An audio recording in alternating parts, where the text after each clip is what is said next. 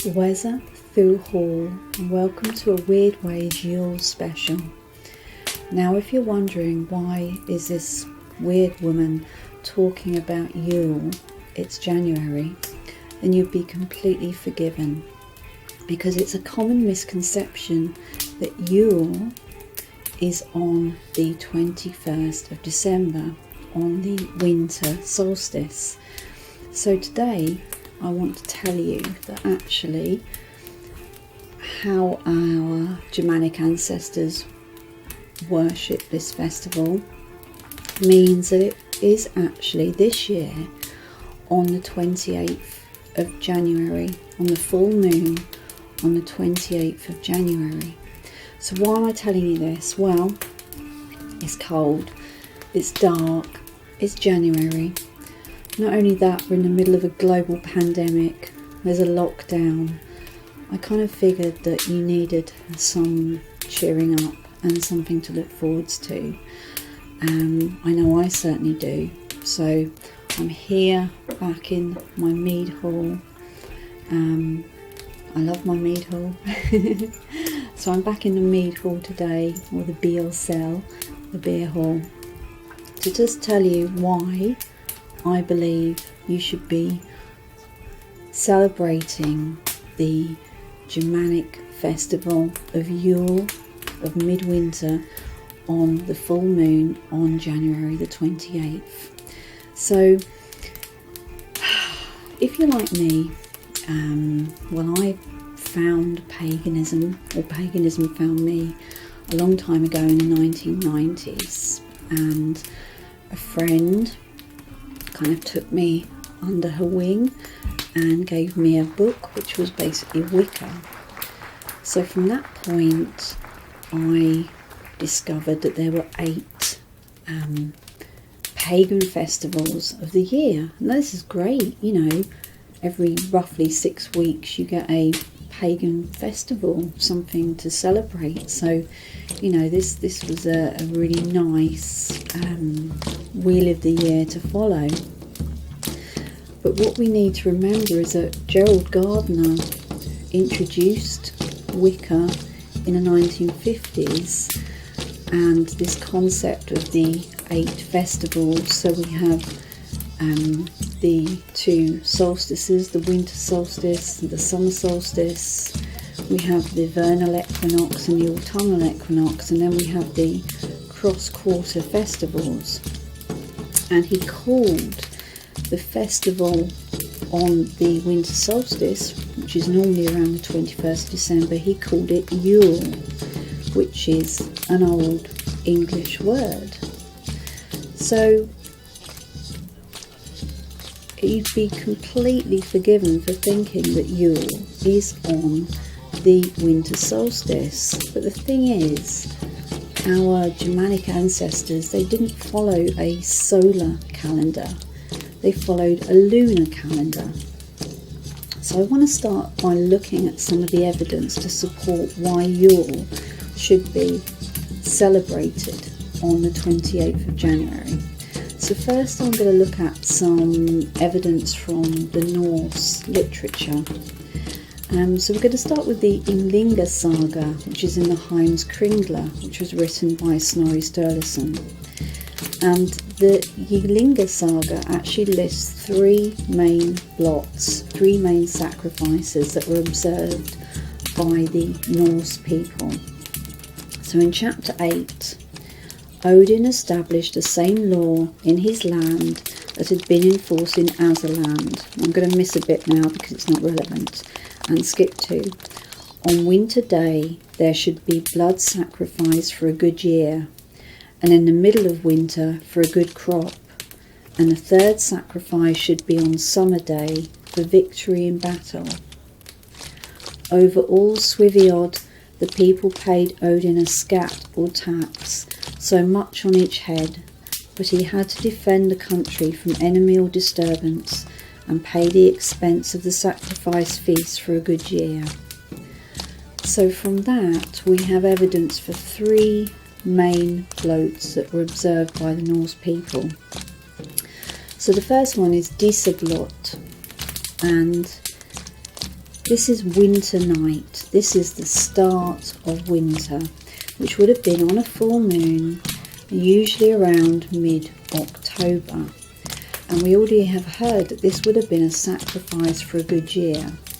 Now, last year, 2020, this full moon, the winter's night full moon actually fell on the 31st of October, which is obviously one of the neo-pagan festivals of Samhain. So next, from this information, we see that we have a midwinter blot. Now, we know from Norse literature that this was a 3-night celebration, and the first night was a blot, or a sacrifice, a blood sacrifice. And it's quite clear from the Norse text that this didn't happen on the winter solstice, and that it happened after the winter solstice. Now, we've already heard that this was a sacrifice for a good crop. Now, obviously, back in those days, that was of utmost importance. You know, nowadays we just nip down the supermarket, but obviously things were very different then. So maybe in this day and age, if you're not directly involved in agriculture, you need to think, what does that crop represent to you? What would you be giving a sacrifice for? So the earliest evidence that we have for a Yule feast is actually from a Byzantine chronicler. No, I can't speak. A Byzantine chronicler who was named Procopius. Now, Procopius actually wrote about the Scandinavians and how they celebrated a feast for the returning sun sometime after the winter solstice. Now, actually, my mum said to me the other day, have you noticed the days are getting longer? And it's around this time of year. You know, it's been dark for so long, it's been cold, and we've had snow here recently. It's around this time that you can start to notice the days slowly drawing out. Sometimes, you know, you have to wait a while after the actual winter solstice to actually notice this happen. And I walk my dog around dawn and around dusk every day to fit in with my mad life of work and child.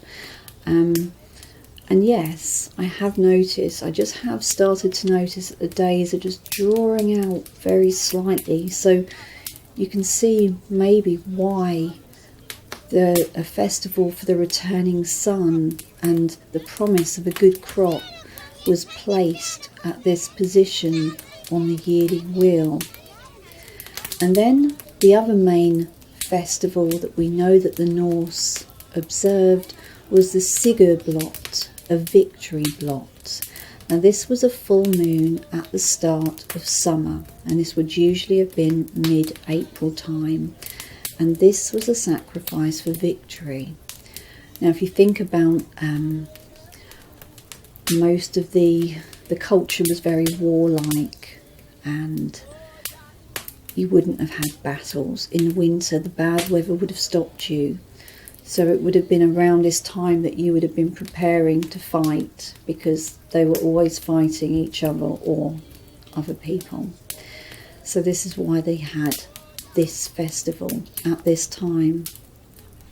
Now, in addition, we also know they had a festival, a celebration, a sacrifice called the Alpha Blot. Now, this was usually held mid-November, but the difference with this was that it was a purely family affair. Strangers were not welcome. This was held at the homestead, and it was a blot, a sacrifice, just for the family. So it wasn't a big public ritual like the other three that I've mentioned. Now, also from Heimskringla, which, as I said, was written by Snorri, and we have the saga of Hakon the Good. Now, in this saga, Snorri tells us that Yule was a 3-day event which started at a time called Hokkunot, which he perceived to be Midwinter's night. Now, we've looked at some Norse evidence. Now let's have a look at some Germanic evidence. Now I'm going to start with Tacitus and Germania. Now Tacitus tells us they assemble on fixed days, either just before the new moon or just after the full moon. This they reckon to be the most auspicious starting point for transacting business. Indeed, they do not reckon time by days as we do, but by nights. All their decisions, all their agreements are made in this way. Night is ushering in the day. So you can see here that Tacitus tells us quite plainly that the Germanic tribes followed a lunar calendar. They would conduct their business just before the new moon or just after the full moon. So we can see clearly that there wasn't a solar calendar until Christianisation happened. The pre-Christian Germanic tribes had a lunar calendar. And now I'm going to turn to Bede, good old Bede, and the reckoning of time. So let's see what Bede tells us, because actually this is gold. You know, this is really useful information when trying to piece together the pre-Christian Anglo-Saxon calendar. Sorry, I just need to have a sip of my ale. Gordon has it.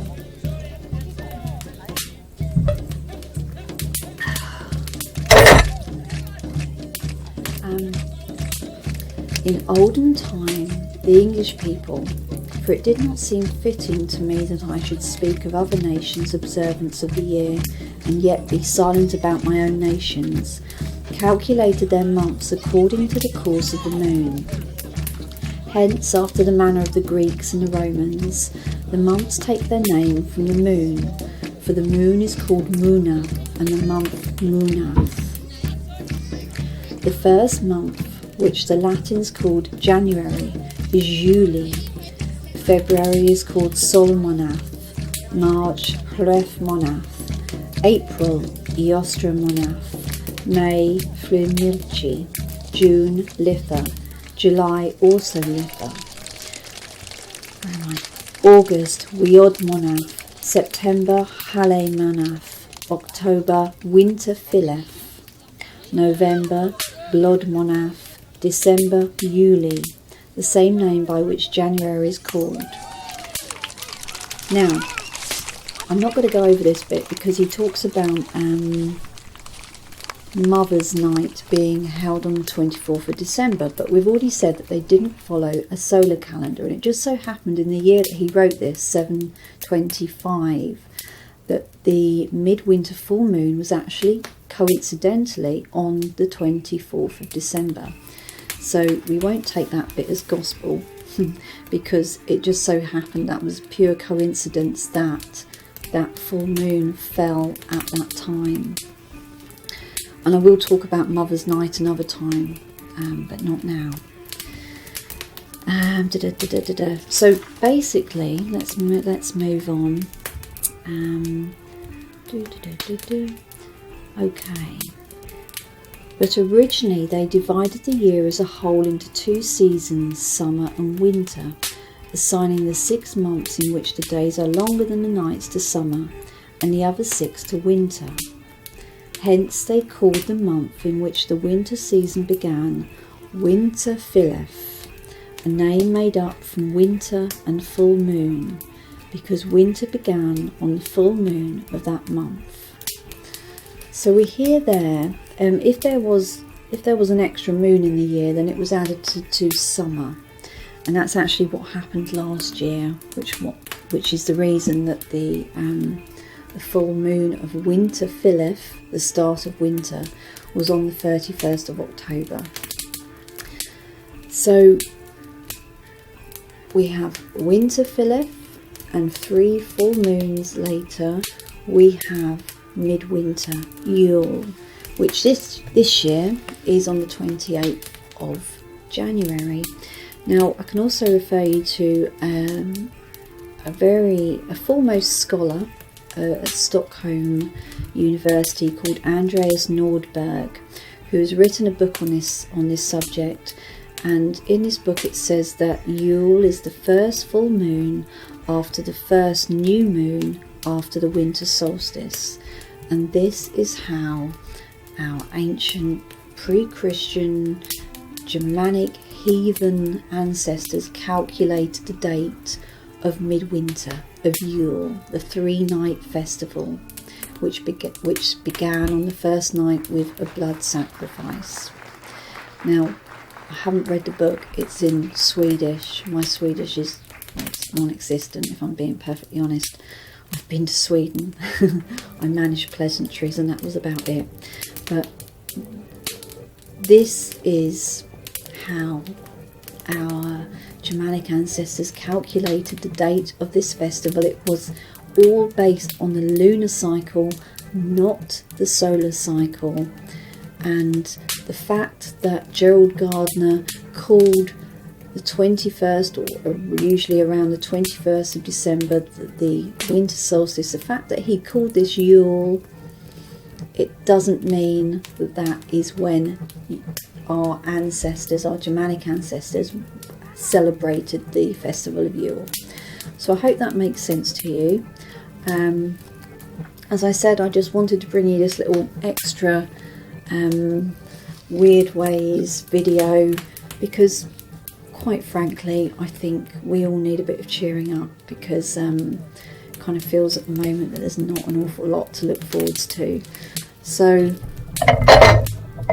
I ask you to raise your horns, and if you can, on the 28th of January, I'm not telling you to make a blood sacrifice, I'm a vegan, you know, I'm not going to encourage you to do that, but sacrifice something that means something to you, for a good crop.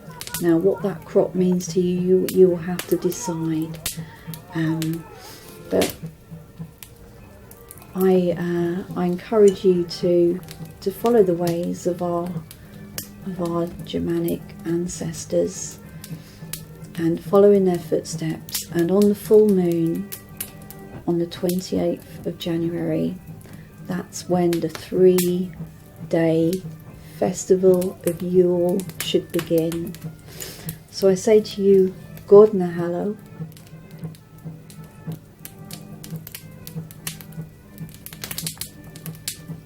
Thanks for joining me here today. Thank you to all of my subscribers. Really appreciate having you here. And the next video, the next rune video, will be out very soon.